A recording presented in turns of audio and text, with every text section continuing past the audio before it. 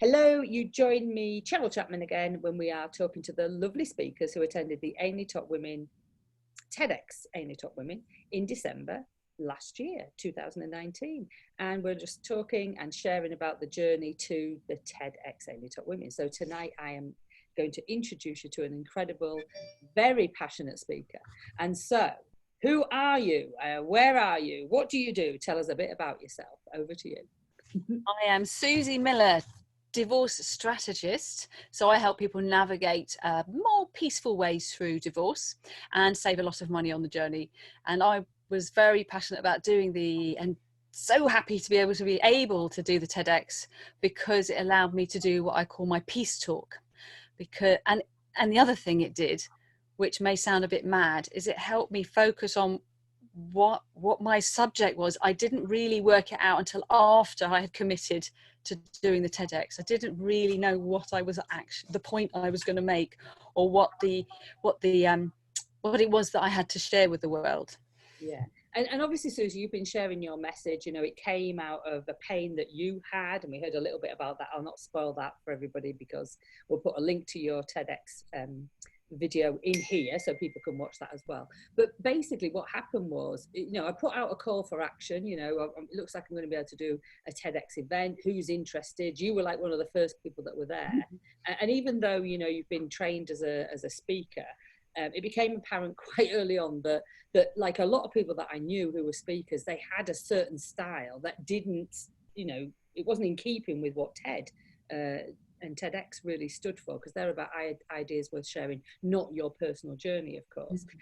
So being able to, you know, come to this space, do a video, that's what I'd asked everybody to do. Again, you were there, you know, so many of the people who said, yes, I'm in, you know, and the minute I said, you know, can you get me a video, they didn't bother, but you did. So you were, right from the beginning, you were very supportive of the ups and downs that went on behind the scenes. You were like, we need to do this, definitely we need to do this. So it's kind of like, it felt like it was either on your bucket list or your wish list or something like that. Would that be a fair assumption? I had made a commitment to myself a little while before, actually talking to one of the gang from the Live Love Laugh Lounge, who just said to me, what do you want to do this year? What do you want to achieve? And I said, well, I want to do a TEDx, because I don't feel that what I have to say is right for after dinner speaking. And I didn't know what to do with all the training I had, and she said, Cheryl's going to organise one. I was like, oh, fantastic, because it was very much on my list. So I was very keen that you did do this, and I didn't want it to falter and stop. But when you said about doing the videos, I very quickly got over the fact that it was a shit video. I did it in a hurry. I didn't try and make it perfect, but I just got it over there. But what was a big concern to me was, you know, what is my idea worth sharing? I literally didn't quite know when I first started, and it was only through the process of putting that video together, sharing it, getting your amazing feedback, which made me change everything, but it was just such good positive feedback, because it allowed me immediately to see what I needed to do, which obviously had to come from me, but it just seemed so easy once you'd made your comments. And once I saw that, I began to see, oh no, this is the idea. This is, I realized something I'd never thought of before. So it was literally, I was sharing an idea that didn't even form in my mind until I started this process. Yeah, which is brilliant. I mean, what I love is that, you know, people send me videos all the time, you know, it's what I do. I guess the reticular activator is on full alert, you know, so ideas come to me. And you're right, you know, it's not about me writing everybody's speech. You know, I worked with everybody, so I had an idea of kind of where they were going to come from and how those would all fit in together. And originally I was looking for like 12 speakers, but then it kind of was like, oh, you know, I don't know if I'll ever be able to do this again, so let me maximize the people who are sending the videos, are doing the work, you know, taking on the feedback and implementing it. But it is really about you. You know, you know, straight away, you know, you gave me an idea, it sparked an idea in me that made me think, oh, when you did that, I wasn't quite sure where I was, but if you just put this bit at the front, I'll know where I am with you. And I sit there like as if I'm in the audience. And I always say, you know, I'm a straight talking northerner, so I'm like, I'm bloody confused here, I don't know what's going on, what are we talking about, but I really like this bit, I just need something. It's almost like sometimes it's like I've been given a book and I feel like I'm halfway through the book, and I'm like, just give me a bit of preamble and then I know where I am, and then just finish it off, and that'd be really nice. So, and that's so essential.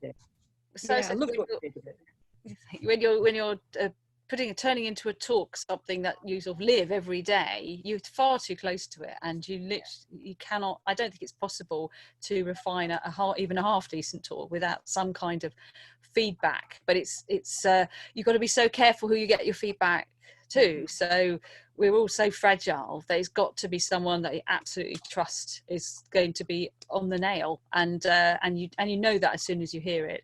So it is a difficult thing, because if you were somebody who was just putting on a TEDx and wasn't able to give any real useful feedback at that early stage, then that would have been, I would have had a very different TEDx. Yeah. So obviously we've done the video, you've gone away, you've embraced the feedback, which was great. I'm really grateful and honoured that you took that feedback on, and now you've made your talk. So let's fast forward to, well, it's probably the 12th of December for you, because you were actually out of the country. What was your day, the 13th of December, like the lead up to that? Well, the lead up to it was I'd been at my daughter's in Tenerife where she's working, and I thought, that's great, I can walk up and down the beach and just practice this bloody thing, because how am I going to remember it? My knees are going to wobble, it's going to be terrifying. So I've always found speaking wonderful but terrifying at the same time, and because it was a fairly new creation. It's not like I've been practicing it for years or anything. Yeah. And then my bag that had everything in got stolen, and that had my dress, it had my makeup, and I'm thinking, well, as I fly into Manchester and go to the godforsaken place putting it middle of nowhere, there was no shops are going to be open, what can I do? So I had, like, one day I was in the capital of the island, and I was going into all these shops and I've got to get a dress, and of course I'm well into middle age, and so everything I put on just looked disgusting, and I was almost in tears. So then I walked into the main big store with the really expensive clothes, and I thought, I'll have that. Put it on, and it was lovely. And one of my favorite moments after I'd done the talk, was someone saying to me, where did you get that dress? Because you were like, oh yes, it was sent to me. I know it sounds a bit daft, but it actually meant, for me, it was just it was like a mask in a way, and it really helped me to have more confidence when I went into that area on the red dot. Yes. So obviously there's the added complications if you've been a speaker for a while. So you've been walking up and down stage, you know how to connect with the audience in a very purposeful manner.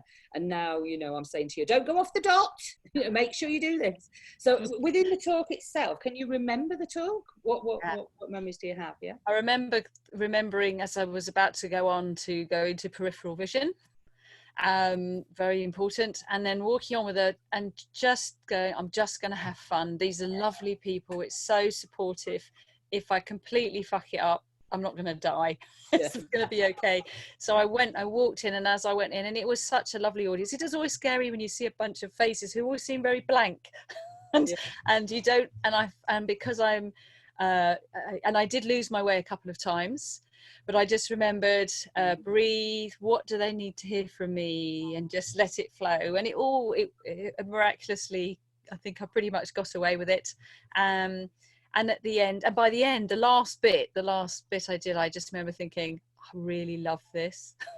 Yeah. But my right leg was physically shaking and shaking and shaking. Not quite enough to fall over, but not far off. But I was able to vaguely control my voice, because when I get very nervous, I can't hear my voice even. So for me, that was a major success. And then afterwards, I was aware I'd invited a lawyer there, and I was a bit concerned that, because I do attack the family law system quite heartily in it. And she luckily thought it was great, and she was happy with it, because I didn't want to distress her and put her off. And then I had a potential client there as well, who said the best thing, she said before the talk, she was telling everyone over tea and coffee that she wanted to have her husband killed. And she wasn't joking. She'd had a very, very difficult 2 years.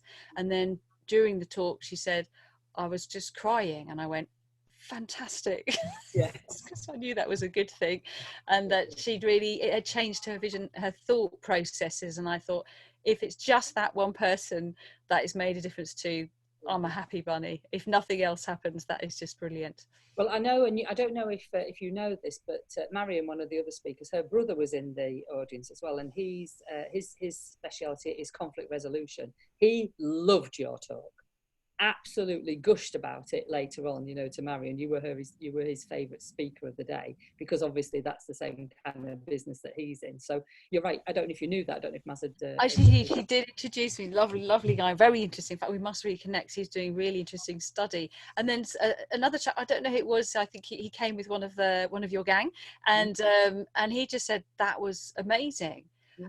And for me, that's like I don't often do things that involve speaking and sharing a message where I'm not just told to stop talking so much. So to be told it was amazing was lovely, and it was an amazing boost to my confidence. And I think for me it's a pivotal moment to work out what the message really is. What is the message that I'm sharing? To understand that on a deeper level myself, through having gone through the process of creating the talk and having the confidence to go and speak elsewhere, whatever the reaction is. I'm no longer so frightened about how people might react. So I did it again twice. In fact, I got the opportunity to do it at the divorce fair last week, and it went really well. And people came up afterwards, and they come up and say not just, oh, we liked your talk, but it's in a sort of way, because they're thinking about it and it's changing the way they think. And that's again, if you can just do that to a handful of people, it's worth speaking. I don't know where else I can do the talk, but I thought I'd try the Women's Institute, see if I can get away with it. Yeah, why not? Yeah, try it all over the place. I mean, it's, you know, TED's about ideas worth sharing, ideas worth spreading. And so, you know, that's a whole idea, isn't it? You know, being able to get out there, as you said, in places that you, how would you ever meet, you know, somebody in the middle of, I've got to be mindful of where I say now, you know, Barcelona, for example, to talk about this? Well, TED is really the platform, you know. Yeah. So many you know, amazing speakers, that it attracts such a wide variety of audience. And you're right, the audience that we had was an eclectic mix of speakers, friends, Romans, countrymen, you know, if you like, a bit of everybody. And they were so supportive of all the speakers all the way through, you know, right to the last speaker. You know, it was a tough ask to ask them to sit there through, you know, 20 talks. But, you know, the comments after were like, you know, not once did any of the speakers lose my attention, you know, my focus, you know, I really enjoyed it. Those were the feedback that we got, which was brilliant. So, so you've done the talk, you've come off stage, everyone likes your dress, you're like, I've rocked the house, here I go. And now we have to do that awful period of waiting. It was awful. See whether or not TED would approve. We got Christmas, so it elongated the process. What was going through your head? I was so scared of not getting the video up that I actually missed out the proper statistics in my talk. I kind of whiffled them. I didn't give this back because I thought, what if I get them wrong? And they, even though I had sent information to show to back it all up, I just didn't want to risk anything. And then I thought, oh God, I talk about Extinction Rebellion, and maybe they'll see that as political, and they won't. You know, I was really, really worried that they weren't going to send it up there. So when it finally did go up, I was so relieved. It's a shame to put people through so much stress. You begin to want, but and they obviously saw that it wasn't political. It was just a part of the talk. Just trying to help people, which was great. And what positives have come out for you personally or your business, you know, since you've done the TED Talk? How's that been helping you? Well, to be able to be an Ainsley Top Women TEDx speaker is, it does impress people, because it's not something every day people do. Though I did have a lawyer on the phone recently saying, oh yes, I've been thinking of doing one of those. And then there was another one I talked. She said, oh, I did one of those. I said, oh, where can I sit? She said, oh, I couldn't turn up on the day, so I just did a video.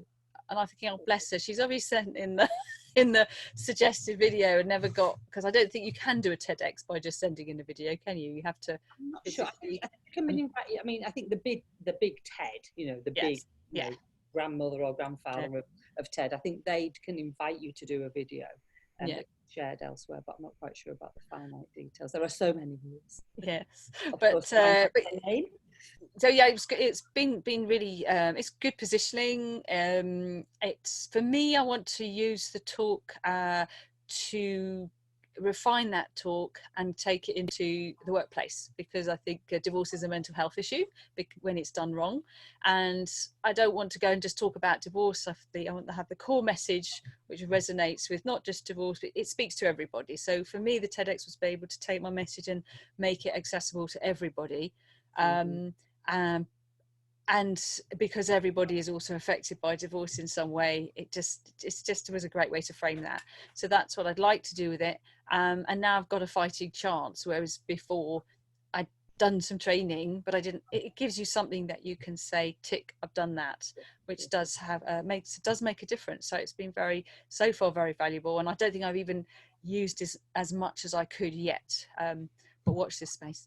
Yeah, and of course we're going to put the link in this blog or underneath the video, where we're going to pop it on social media. So if anybody, you know, feels like they need your help, or if they know somebody that's going through what might appear to be a messy divorce at this stage, or any divorce, then or just confused about what the hell to do, probably because they've been to see a solicitor and they're more confused than when they went in. yeah. So I just help give them a clarity and how to avoid all the icebergs and the Bermuda Triangle of a court-based divorce. Keep them out of court.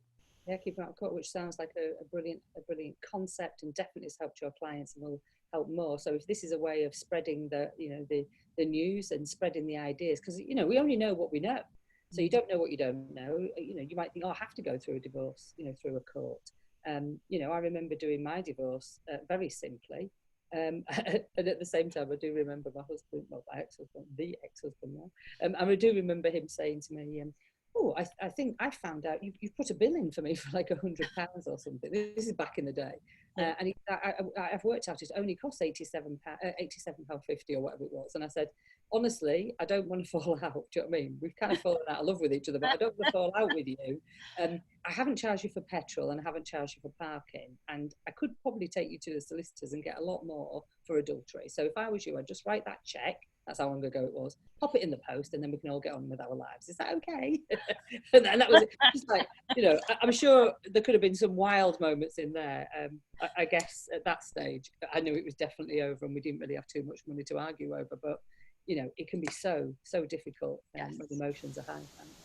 Brilliant, good. So thank you so much for sharing. If I was to say to you now, you know, if someone came along to you and said, oh, you know, I'm thinking of, you know, getting out there and sharing my message. Now you've had the TEDx AinleyTopWomen experience. How's that changed you? Because obviously you've been out there more, it feels. Maybe that's just the timing, I don't know. But yes, I'm putting myself up for, if there's a speaking opportunity, I put my hand up. I want to do that, and we'll do more of that. And it's I think it's just given me a lot more confidence actually with approaching organisations, and a lot of people already know me, but for those who don't, it's just a very quick shorthand way to go, she's not full of shit. Yeah, this is a real, this one must have some sense to her, because I do something that I've really made up and nobody else really does. Yes. It's not, people don't straight away don't really understand what I do. They don't have it. So to have something that they recognize, like, oh, she's done a TEDx, that really actually does make it easier to have a proper conversation with them. Yeah, brilliant, lovely. Suzy, thank you for joining us in the dark. It is dark outside now, but thank you for joining me. Thank you for sharing your journey to the TEDx AinleyTopWomen, and thank you for your support in the run-up and after the event as well, because, you know, there's another story coming out soon, of course, about the journey. It's always a journey. Remember to enjoy the journey and don't worry about the destination. That's what I've learned from the TEDx experience myself. So thank you so much for being a strength for me personally. So thank you very much. Thank you for sharing your amazing journey. Thank you. Bye.